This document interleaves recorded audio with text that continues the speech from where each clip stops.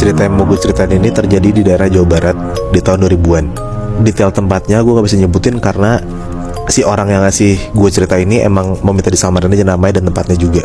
Oke. Sebut aja nama orang ini Sari, umur 14 tahun, dan ayahnya nih, bokapnya, namanya Agus, umurnya sekitar 50 tahunan.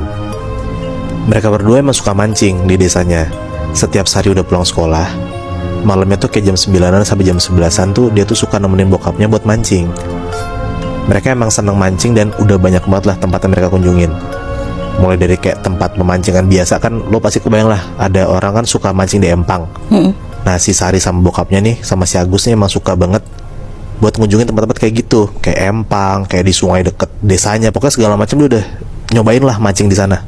Dan mereka berdua tuh selalu dapat lumayan hasil memancingnya ini karena dia kan orang desa nih, satu keluarga orang desa kan, jadi emang mata pencarian pokoknya mereka tuh keluarga ini adalah mancing. Makanya mereka selalu semangat lah buat mancing sekalian dapat uang banyak juga. Nah ada di satu hari, Sari dan Agus ini lagi nyiapin alat pancingnya kayak biasa. Mereka ini di hari ini rencananya mancing tuh di pinggir sungai dekat desanya juga. Alat pancing dan semua peralatan mancing itu udah disiapin. Jam 9-an malam, Sari sama Agus jalan kaki lah ke tempat yang dituju. Pas sudah sampai di sungai itu, Sari dan bokapnya, si Agus ini, langsung siapin tuh kayak semuanya dan standby lah buat duduk di sebelah sungai di tempat mereka mancing. Beres masang umpan, langsung lah mereka ngelempar kail pancingannya ke arah titik target pancingannya. Ternyata gak butuh waktu lama, si Sari dan Agus ini buat dapetin si ikan ini. Kayak si umpan tuh gampang banget lah dimakan sama target ikannya ini. Kayak tiba-tiba banyak banget ikan yang nyamperin kail mereka di malam itu. Nah gak biasanya nih si Sari sama si Agus ngalamin kejadian kayak gitu. Karena yang udah-udah, biasa tuh mereka butuh waktu 15 menit baru tuh kailnya tuh kayak dimakan sama ikannya. Agak lama lah ya. Dan itu pun juga udah nunggu 15 menit, kayak ikannya tuh kecil gitu, gak banyak. Nah ini di malam ini bener-bener gak ada 1 menit Bi. Nah tiba-tiba mereka tuh ngerasa kayak panjangan mereka tuh kayak ditarik sama ikan yang gede banget gitu. Mereka bener-bener harus susah payah banget nariknya biar pancingan tuh gak lepas. Jadi kayak adu-aduan gitu loh. Iya. Pas ditarik sama bokapnya Sari, makin deket si ikannya ini, Sari dan bokap itu ngeliat kalau yang nyangkut di kaitan pancingnya itu kayaknya tuh kayak bukan ikan. Soalnya kayak lama-lama kan ditarik tuh sama bokapnya, diputer-puter pancingannya.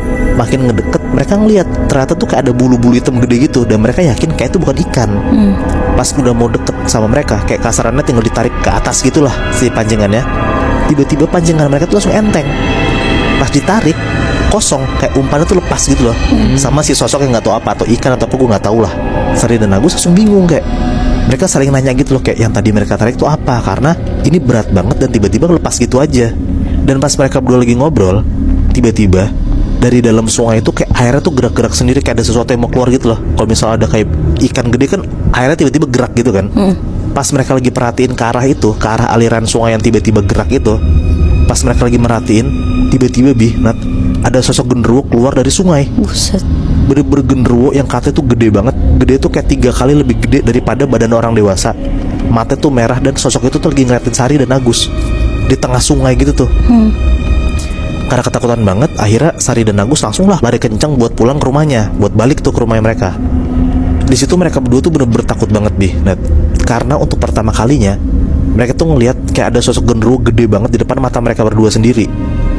Mereka langsung lah sampai rumah cerita tuh ke nyokapnya Sari yang emang lagi jagain rumah, gak ikut mancing. Nyokapnya Sari kaget banget denger suami dan anaknya ngeliat sosok genderuwo gede banget di depan mata mereka. Langsung lah mereka disuruh wudhu dan sholat lah sama nyokapnya Sari ini. Sekitar jam 10-an, pas Sari lagi sholat, dia tuh berasa banget di belakang dia tuh kayak ada orang lagi ngeliatin.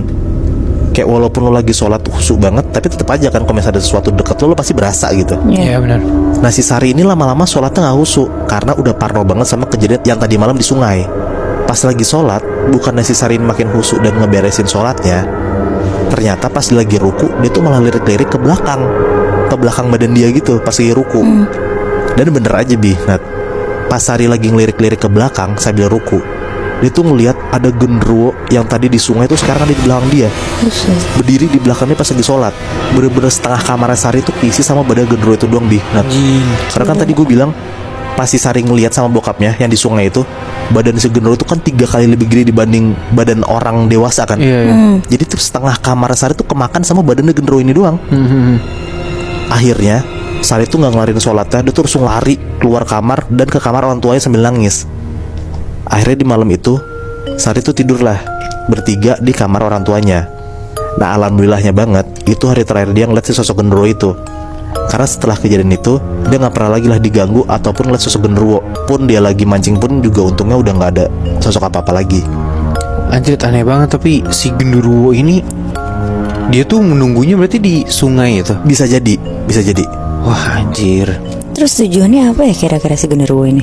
Gue juga sebenarnya nggak tahu sih Nat, apa mungkin menurut gue si Sari sama Agus lagi apa saja kali ngeliat sosok genderuwo kayak gitu. Karena kan dia yang tadi gue bilang dia udah suka mancing kemana-mana gitu loh Nat, dan dia tuh nggak pernah sama sekali gangguin sama sosok apapun itu. Nah mungkin malam itu lagi apa saja si sosok penunggu sungai ini, which is genderuwo itu, keluar nampakin diri dia ke mereka.